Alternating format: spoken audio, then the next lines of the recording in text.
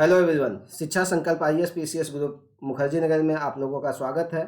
ये मेरी टीम है जिसके विषय में मैं चर्चा कर देता हूँ, जिसमें मैं नंद किशोर, ये Abhishek Mishra sir, Rakesh Thakur sir, Vijendra sir, Sachin Mittal sir, ये मेरा व्हाट्सएप ग्रुप है जिस पे जो है कि आप लोग मुझसे जुड़ सकते हैं। और जो है मेरा टेलीग्राम चैनल है Nand let's crack UPSC CSC Hindi, UPSC CSC Hindi, इस पे भी आप जुड़ सकते हैं। इस पे जो है कि मैं डेली न्यूज़पेपर और जो है कि करंट अफेयर्स की चीज़ें जो है कि सेंड करता रहता हूं। तो आप लोग जो है कि मेरे अगर चैनल पे नए हों तो इस चैनल को सब्सक्राइब कर लीजिएगा, मेरे वीडियो को लाइक करिए और जो है शेयर भी करिए। साथ ही साथ जो है कमेंट करके बताइए आप लोगों के लिए कितना फ्रूटफुल है और जो है कि कितनी और चीज़ों की आवश्यकता है आप लोगों की, जो हम लोग फुलफिल करेंगे। हम लोग इस समय जो है पोल्ट्री वाला पोर्शन पढ़ रहे हैं और पोल्ट्री में इस समय मैं पढ़ा रहा हूँ मौलिक अधिकारों को। मौलिक अधिकारों को पढ़ाते हुए जो है कि सबसे पहले हमने अधिकारों की चर्चा की थी। अधिकारों में मैंने आपको बताया था कि प्राकृतिक अधिकार होता है। सबसे पहले अधिकारों के प्रकार बताए थे, अधिकारों की भी चर्चा किया था। फिर उसके बाद अधिकारों के प्रकार बताए हैं। अधिकारों के प्रकार में प्राकृतिक अधिकार, मानवाधिकार, नागरिक अधिकार, विधिक अधिकार, संवैधानिक अधिकार और मूल अधिकार है। अब प्राकृतिक अधिकारों के विषय में हमने चर्चा किया था कि प्राकृतिक अधिकार क्या होता है, मानवाधिकार क्या होता है, नागरिक अधिकार क्या होता है, विधिक अधिकार क्या होता है, संवैधानिक अधिकार क्या होता है, फंडामेंटल राइट क्या होता है। ये सारी चीज़ें हम चर्चा कर चुके हैं।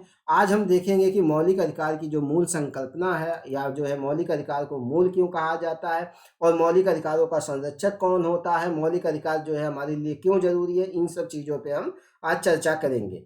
तो सबसे पहले हम देखते हैं कि मौलिक अधिकारों का जो है कि मूल अधिकारों की जो संकल्पना है भारतीय संविधान में, इसको मूल क्यों कहा जाता है, इस पे हम चर्चा करते हैं। तो आप देखेंगे किसी व्यक्ति के या किसी भी चीज़ के विकास के की जो है कि आवश्यकता होती है। बिना मूल के जो है कि कोई फल कोई जो है कि वृक्ष जो है कि पेड़ नहीं बन सकता है, कोई जो है पौधा पेड़ नहीं बन सकता है। तो आप देखेंगे कि उसी तरह से एक व्यक्ति के सर्वांगीण विकास के लिए क्या है, बिना मौलिक अधिकारों के जो है कि उसके सर्वांगीण विकास संभव ही नहीं।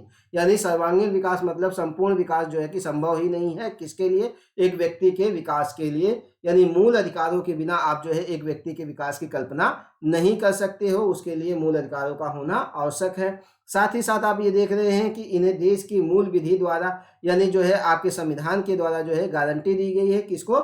मौलिक अधिकारों के। यानी मौलिक अधिकारों को मूल क्यों कहा जाता है? क्योंकि यह व्यक्ति के सर्वांगीण विकास के लिए आवश्यक है और इसको आपके संविधान के द्वारा क्या है, गारंटी दी गई है, इसलिए इसको मूल कहा जाता है। वहीं पे आप देखेंगे कि जो भारतीय संविधान है उसमें आप देखेंगे कि भारतीय संविधान के भाग 3 में अनुच्छेद 12 से 35 तक आपके जो मौलिक अधिकार है उसको शामिल किया जाता है। तो इस प्रकार से अगर आप यूपीएससी प्री में क्वेश्चन देखेंगे तो आप देखेंगे कि उसमें जो है कि कह देगा भारतीय संविधान में मौलिक अधिकारों को मूल क्यों कहा जाता है, तो यह व्यक्ति के सर्वांगीण विकास के लिए आवश्यक है। पहला स्टेटमेंट हो गया। दूसरा हो गया, यह देश के मूल विधि द्वारा यानी संविधान के द्वारा इसको गारंटी दी गई है, इसलिए भी इसको मूल कहा जाता है। तीसरा स्टेटमेंट दे दिया जाएगा कि मूल अधिकारों की चर्चा जो है भारतीय संविधान के भाग 3 के अंतर्गत जो है अनुच्छेद 12 से 35 में समाविष्ट किए गए हैं। तो तीनों स्टेटमेंट आपके सही है। तो इस दृष्टिकोण से आपको जो है क्या करना है, किसी भी टॉपिक को पढ़िए तो तोड़ तोड़ के पढ़िए कि और उसको देखिए उसमें है क्या। थोड़ा सा आपको समय लगेगा, लेकिन एक बार अगर वो चीजें समझ में आ गई तो हमेशा के लिए आपके फायदेमंद होंगी।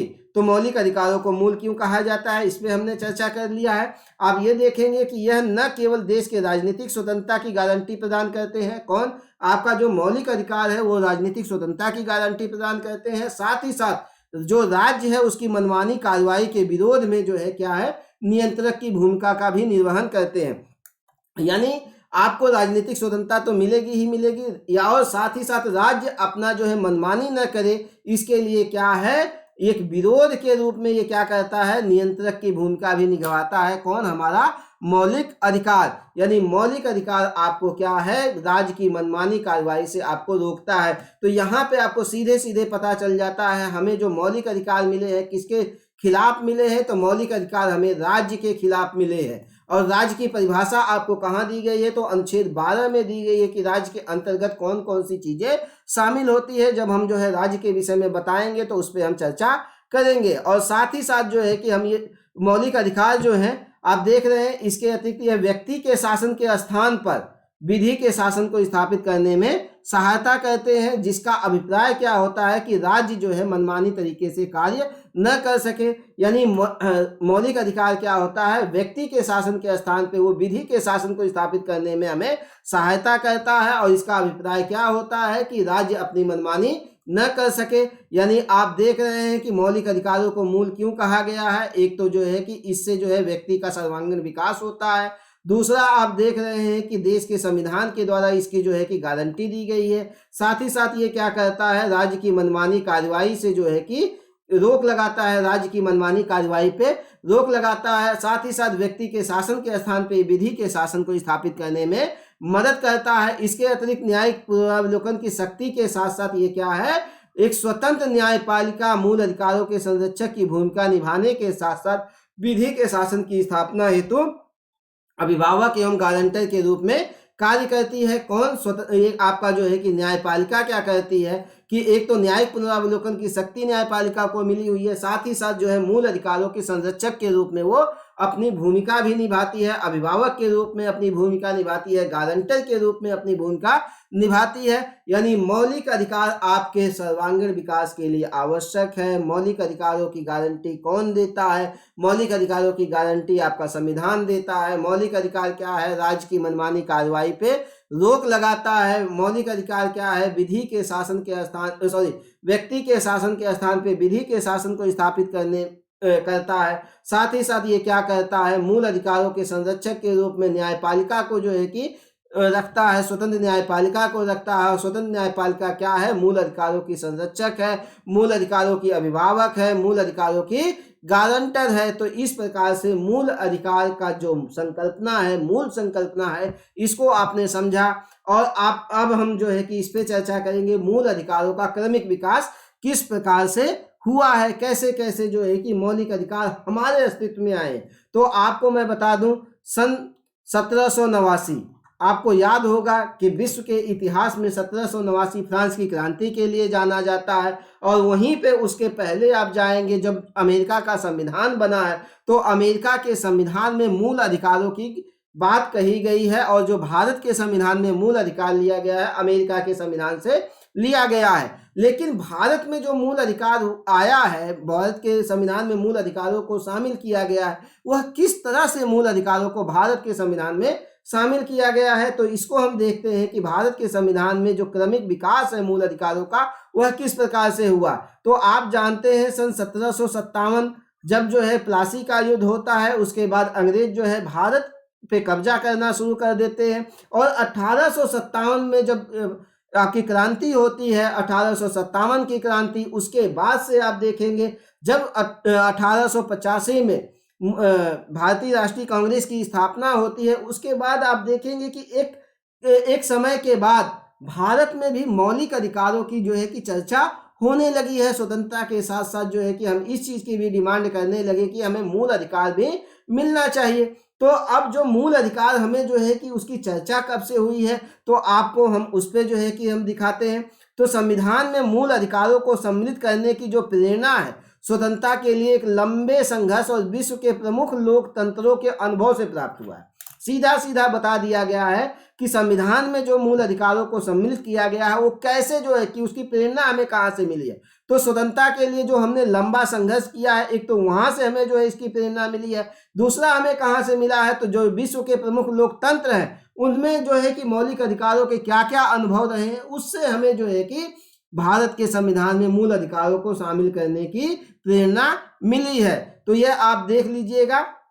दूसरा आप जो है देख रहे हैं कि भारत के संविधान में कब कब मूल अधिकारों की बात की गई है। तो वर्ष 1928 में मोतीलाल नेहरू की अध्यक्षता में एक सर्वदलीय सम्मेलन, एक समिति का गठन हुआ था, और उसमें जो है कि एक संवैधानिक योजना का मसौदा जो है तैयार किया गया। जब आप देखेंगे कि यहाँ पे साइमन कमीशन आता है, साइमन कमीशन में जब भारतीयों को शामिल नहीं किया गया, तो यहाँ के लोगों ने आपत्ति दर्ज की, क्यों साइमन कमीशन में जो है भारत के लोगों को शामिल नहीं किया गया है। तो नेहरू उन्होंने हमें चुनौती दी कि भाई अगर आप इतने सक्षम हो तो हमें कोई एक ऐसा मसौदा जो है तैयार करके दीजिए जिस पे सारे दलों की जो है कि मतलब कि सारे दलों की सहमति हो।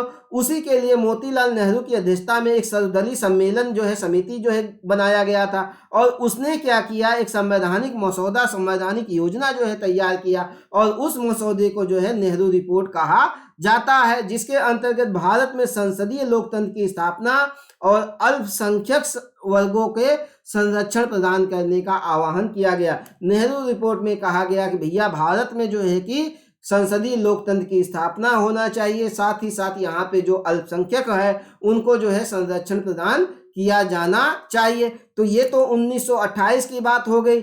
इस रिपोर्ट को जो है कि उन लोगों ने माना नहीं। फिर उसके बाद आप देखेंगे 1931 में जो कराची अधिवेशन हुआ है किसका, भारतीय राष्ट्रीय कांग्रेस का। तो 1931 के कराची अधिवेशन के प्रस्ताव में व्यक्तिगत अधिकारों और स्वतंत्रता के मुद्दे के प्रति प्रतिबद्धता व्यक्त की गई। इसमें मूल नागरिक अधिकार तथा न्यूनतम मजदूरी सुनिश्चित करने और अस्पृश्यता एवं दासता के उन्मूलन जैसे सामाजिक आर्थिक अधिकार भी शामिल थे। ये देखिए 1931 में, फिर 1928 में आपने देखा नेहरू रिपोर्ट के बाद देख रहे हैं कराची अधिवेशन होता है। इसमें एक प्रस्ताव आया था, इसमें व्यक्तिगत अधिकारों के और स्वतंत्रता के मुद्दे के प्रति क्या है, प्रतिबद्धता व्यक्त की गई कि हमें जो है कि व्यक्तिगत अधिकार मिलने चाहिए, साथ ही साथ जो है कि हमें क्या है, स्वतंत्रता मिलनी चाहिए। इसमें मूल नागरिक अधिकार तथा न्यूनतम मजदूरी सुनिश्चित करने और अस्पृश्यता एवं दासता के उन्मूलन जैसे सामाजिक आर्थिक अधिकार भी शामिल किए गए थे। तो आपसे पूछा जाता है भारतीय राष्ट्रीय कांग्रेस में मौलिक अधिकारों की चर्चा कब की गई, तो भारतीय राष्ट्रीय कांग्रेस में मौलिक अधिकारों की चर्चा 1931 में की गई थी। अब जो मौलिक अधिकार आपके आए थे उसमें जो है कि कहा गया कि जो है कि एक तो नागरिक अधिकार मिलने चाहिए, दूसरा न्यूनतम मजदूरी मिलना चाहिए, तीसरा अस्पृश्यता का अंत होना चाहिए, दासता का अंत होना चाहिए। ऐसे सामाजिक और आर्थिक अधिकार जो है कि शामिल करके प्रस्तुत किया गया, उसका प्रस्ताव पारित किया गया। हालांकि साइमन कमीशन और संयुक्त संसदीय समिति जो भारत सरकार अधिनियम 1935 के लिए उत्तरदायी थे ने इस आधार पर मूल अधिकारों की घोषणा के विचार को अस्वीकार कर दिया कि ये अमूर्त घोषणाएं तब तक गैर उपयोगी हैं जब तक इनके लिए इच्छा शक्ति और इन्हें प्रभावी बनाने के लिए साधन उपलब्ध न हो। यानी 1928 में हमने डिमांड रखी, 1931 में डिमांड रखी, लेकिन ब्रिटिश गवर्नमेंट ने इस चीज को नहीं माना और 1935 का जो भारत शासन अधिनियम है उसमें जो है इस आधार पे इस चीज को जो है कि मना कर दिया कि मौलिक अधिकार आपको नहीं दिया जा सकता है, क्योंकि मौलिक अधिकार क्या है, अमूर्त घोषणाएं हैं। यह तब तक गैर उपयोगी है जब तक जो है इसमें इच्छा शक्ति और जो है उन्हें प्रभावी बनाने के साधन उपलब्ध न हो, तब तक ये क्या होंगे, गैर जरूरी है, तब तक जो है कि गैर उपयोगी है। नेहरू रिपोर्ट के पश्चात राष्ट्रवादी मत बिल ऑफ राइट्स के पक्ष में थे, क्योंकि ब्रिटिश शासन के अधीन प्राप्त अनुभव यह था कि एक अधीनस्थ विधायिका व्यक्तिगत स्वतंत्रता का अतिक्रमण करने में कार्यकारिणी के लिए कठपुतली के रूप में कार्य कर सकती है। अब देखो जो राष्ट्रवादी लोग थे वो कहते थे ब्रिटिश शासन से हमें जो अनुभव प्राप्त हुआ है वह यही बताता है कि ब्रिटेन में जो विधायिका बैठी हुई है उसके अधीन जो यहाँ की विधायिका है वह क्या है, व्यक्तिगत स्वतंत्रता का अतिक्रमण करने में कार्यकारिणी के लिए केवल और केवल कठपुतली के रूप में कार्य करेगी। यानी यहाँ पे जो है कि आपको मौलिक अधिकार कुछ भी नहीं मिल सकता है। यानी बिल ऑफ राइट्स के पक्ष में जो राष्ट्रवादी लोग थे बाद में जो है इनकी बातों को भी एक्सेप्ट नहीं किया जाएगा और जो है कि इस चीज को नकार के आप देखेंगे कि भारत का संविधान जो है कि उसमें इन चीजों को शामिल किया गया है। फिर ब्रिटिश मत पर ध्यान दिए बिना संविधान निर्माताओं ने व्यक्तिगत स्वतंत्रता के संरक्षण और समुदाय के प्रत्येक सदस्य हेतु सामाजिक, आर्थिक और राजनीतिक न्याय राज्य की नीति निर्देशक तत्वों के साथ सुनिश्चित करने के लिए मूल अधिकारों को अपनाया। यानी 1928 में हमने डिमांड रखा, 1931 में हमने इस पे जो है प्रस्ताव पारित किया, 1935 में जो है कि इस चीज को ब्रिटिश गवर्नमेंट ने हमें नकार दिया। फिर 1935 के बाद आप देख रहे हैं स्वतंत्रता आंदोलन धीरे धीरे आगे बढ़ता है। 1940, 1942, 1945, फिर 1946 में जब हमारा संविधान सभा जो है गठित की जाती है। संविधान सभा गठित करने के बाद आप देख रहे हैं कि जो संविधान निर्माता थे उन्होंने व्यक्तिगत स्वतंत्रता के संरक्षण और समुदाय के प्रत्येक सदस्य हेतु सामाजिक न्याय की बात की, आर्थिक न्याय की बात की, राजनीतिक न्याय की बात की, और आप देख रहे हैं कि राज्य के नीति निर्देशक तत्वों को भी इसमें शामिल करते हुए हम देखेंगे कि मूल अधिकार हमें दिया है किसने, हमारे संविधान निर्माताओं ने। यानी संविधान सभा संयुक्त राज्य अमेरिका, ब्रिटेन के बिल ऑफ राइट्स के साथ साथ फ्रांस के मानवाधिकारों की घोषणा से जो है कि हमारी संविधान सभा प्रेरित थे और उसने इस चीज को अपनाया और भारत में जो है मौलिक अधिकारों को शामिल किया गया। यानी हमारी संविधान सभा किससे प्रेरित थी मौलिक अधिकारों के मुद्दे पे? संयुक्त राज्य अमेरिका से। हमारी किससे प्रेरित थी? ब्रिटेन के बिल ऑफ राइट्स से। और हमारी और संविधान सभा किससे जो है प्रेरित थी? फ्रांस के मानवाधिकार की घोषणा से। और उसने क्या किया? हमारे संविधान सभा ने हमें मौलिक अधिकार प्रदान किए। तो इस प्रकार से अगर आप लोगों को मेरी वीडियो पसंद आ रही है तो इसको लाइक करिएगा, शेयर करिए, कमेंट करके बताइए, और जो है चीज़ों को क्लियर करते हुए मैं जो है कि आगे बढ़ूंगा और एक एक अनुच्छेद के विषय में आपको बताऊंगा। धन्यवाद। अगली क्लास में आप लोगों को से मिलते हैं।